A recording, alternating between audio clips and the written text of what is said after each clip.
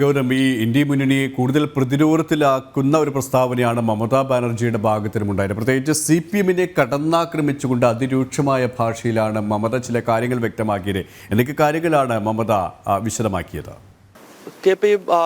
INDA മുന്നണിയെ എല്ലാ അർത്ഥത്തിലും വെട്ടിലാക്കുന്ന വലിയൊരു പ്രസ്താവന പശ്ചിമ ബംഗാൾ മുഖ്യമന്ത്രി മമതാ ബാനർജിയുടെ ഭാഗത്ത് നിന്നുണ്ടാകുന്നു. അതായത് CPIM ഒരു ഭീകര സംഘടനയാണ് എന്നാണ് മമതാ ബാനർജി വ്യക്തമാക്കിയിരിക്കുന്നത്. നോർത്ത് 24 പർഗാനാസിൽ ഒരു പൊതുപരിപാടിയിൽ സംസാരിക്കുമ്പോഴാണ് CPM-നെ കടന്നാക്രമിച്ച് മമതാ ബാനർജി രംഗത്തെത്തിയത്. എങ്ങനെയാണ് ഭീകരവാദികളുമായി ദേശവിരുദ്ധ സ്വഭാവമുള്ളവരുമായി സഖ്യമുണ്ടാക്കാൻ കഴിയുന്നത് എന്ന പ്രസ്താവന മമതയുടെ ഭാഗത്ത് നിന്നുണ്ടായിരിക്കുന്നു.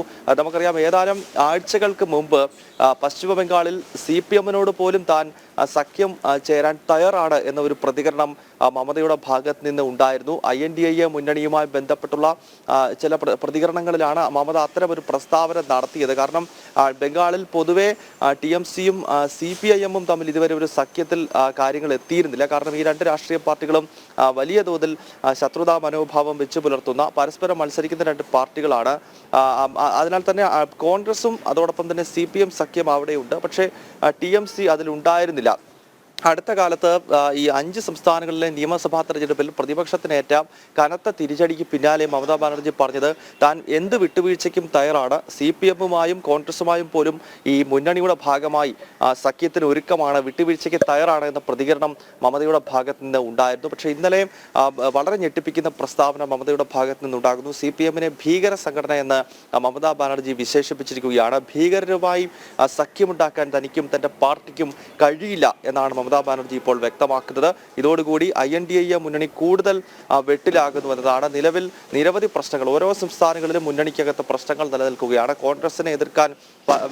കോൺഗ്രസിനെ അംഗീകരിക്കാൻ പല പ്രാദേശിക കക്ഷികളും തയ്യാറാകുന്നില്ല. സീറ്റ് ഷെയറിംഗ് ജനുവരി 15-ന് മുൻപ് പൂർത്തിയാക്കണം എന്നതായിരുന്നു ഈ ഇന്ത്യ മുന്നണിയുടെ ഏറ്റവും പ്രധാനപ്പെട്ട അവസാന യോഗത്തിലെ അജണ്ട. പക്ഷെ അത് സാധ്യമാകുമെന്ന് തോന്നുന്നില്ല. അതിനിടയിലാണിപ്പോൾ കൂട്ടത്തിലുള്ള ഒരു കക്ഷിയെ ഭീകര സംഘടന എന്ന് വിശേഷിപ്പിച്ച് മറ്റൊരു മുന്നണി നേതാവ്, അതൊരു മുഖ്യമന്ത്രി ഇപ്പോൾ രംഗത്തെത്തിയിരിക്കുന്നത്.